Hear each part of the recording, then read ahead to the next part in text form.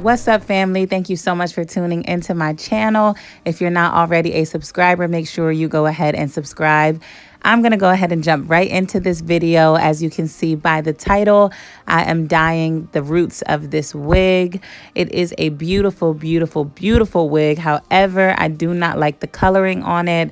The roots are just a little bit too light for me, and the highlights are just a little bit too much, just a little too much highlight. So I just wanted to tone it down a bit. And we're just, again, going to jump right into the video. So really the only thing you're going to need is this Revlon hair dye. It is in the number 20, which is brown black. And I also just used the Got2b glue spray to spray my lace to make sure that if something were to seep through, it wouldn't go on the lace. So that's a good little trick there.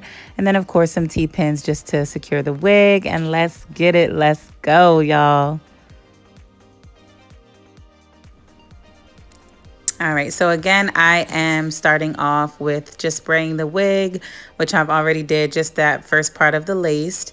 And then I went ahead and just put my T-pins in to secure my wig. Now this, I know you guys are noticing this bag on the mannequin head, and I only do that because it helps not allow the dye to go through and hit your mannequin head. And honestly, this mannequin head is a hot mess. So, I mean, it is just a good trick that you can use to keep your mannequin heads looking decent. Yeah, so you can do that. And again, I'm just going in right now with the T-pins and securing the wig to the mannequin head.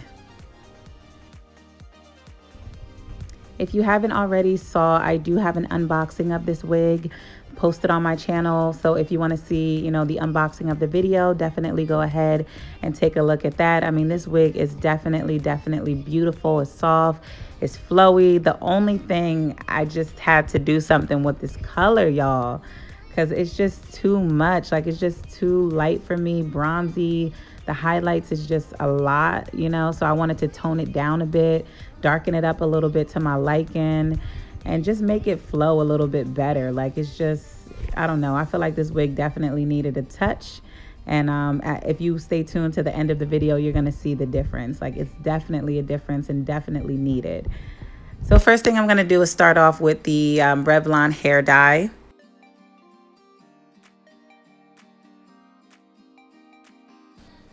And honestly, I have no problem dyeing hair. I actually love doing it because it's easy. I mean, you really just read the box and it tells you everything that you need to do off of the box. But right now I'm just going ahead and putting 2 ponytails in the hair to section off the hair. I definitely wanted to focus more so on the roots. I do not want to touch the ends because I do like the ends and the highlights at the ends. But I just wanted to definitely focus on the roots and the top half of the hair.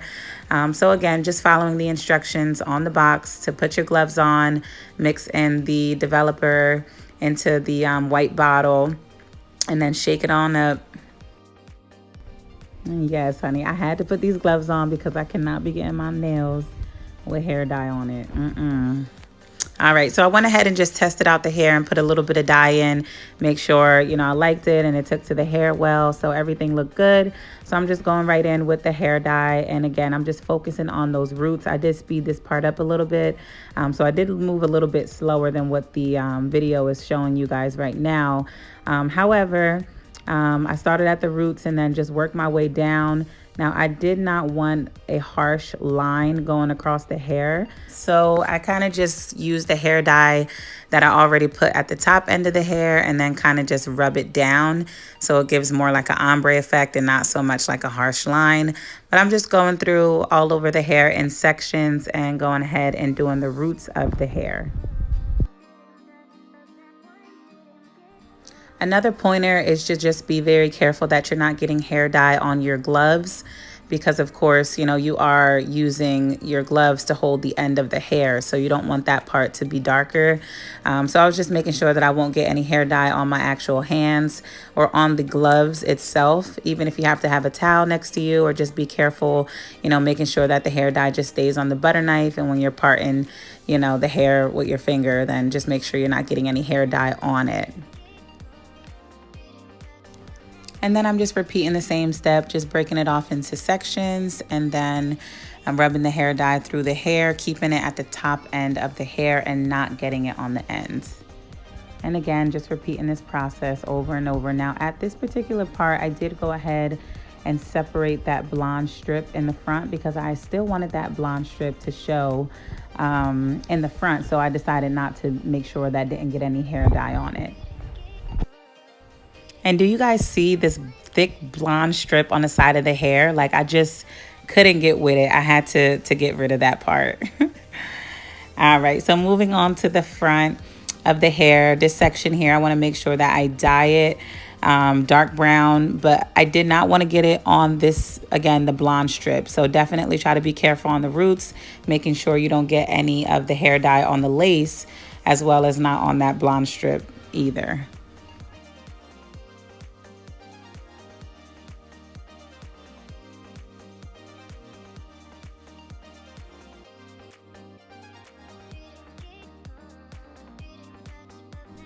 And I'm just repeating the same steps all around the hair, just putting that dye on those roots all the way around, making sure that it's lathered in and almost like an ombre going down the side of the hair.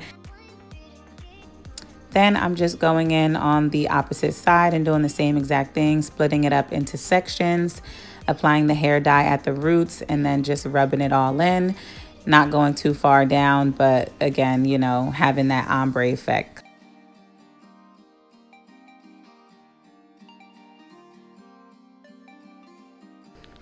Now I'm just going to the other side and I'm doing the roots on this side of the hair. And again, just going as close as possible as I can to that middle part, but at the same time, you know, not so close so that it's hitting the actual part or the actual lace. And then I did go ahead and do the blonde root, just the root, not the actual strip itself. Pardon me for being in the camera, but what I was doing here was just making sure that they were even on both sides, because that would just look a hot mess if one side of your hair was black to one part and just not even. So that's a hot mess. So I was just looking and making sure that that was even, and wherever necessary, applying more of the dye to make sure that, you know, it's covering all those lighter areas there. Do not neglect your edges, like the edges of this of the wig, not actual baby hair edges, but I mean like the perimeter of the wig. Make sure that you get hair dye in there as well, because if you know, your hair blow back, then that side is just going to be a totally different color. So just make sure that you go inside on this area as well.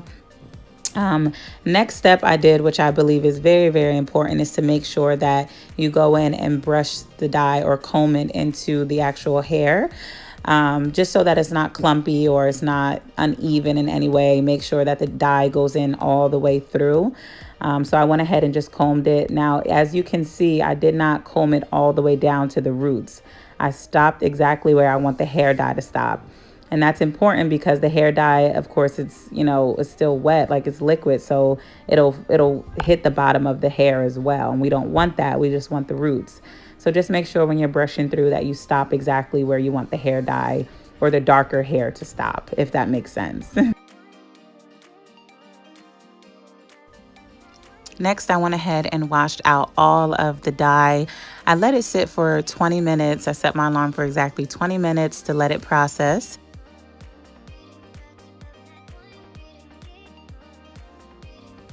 And the only thing I used on the hair was the conditioner that came with the hair dye. All right, guys, and here is the hair after I washed out all the dye and conditioned the hair with the Revlon conditioner. And it came out very, very pretty. As you can see, the dye took very well to the hair.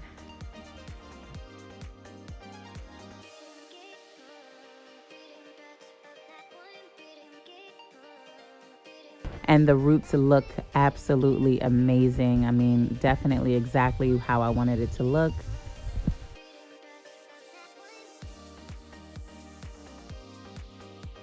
So I let the hair dry for the entire day. So I started this early in the morning and then it dried all day. It was pretty dry. I did have to blow dry it a little bit, just the back of the hair, just to get it completely dry.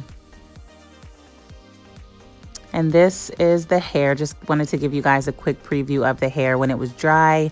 I did start curling the hair already.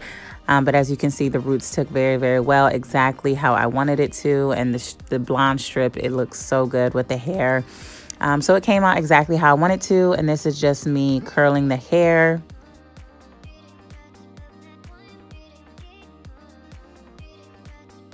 And this is the final look of the hair once it was curled.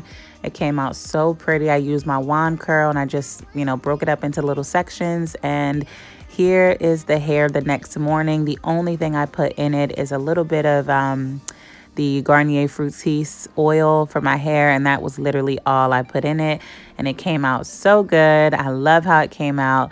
Thank you guys so much for watching this video. Make sure you like, comment, and subscribe, and I'll see you in the next one.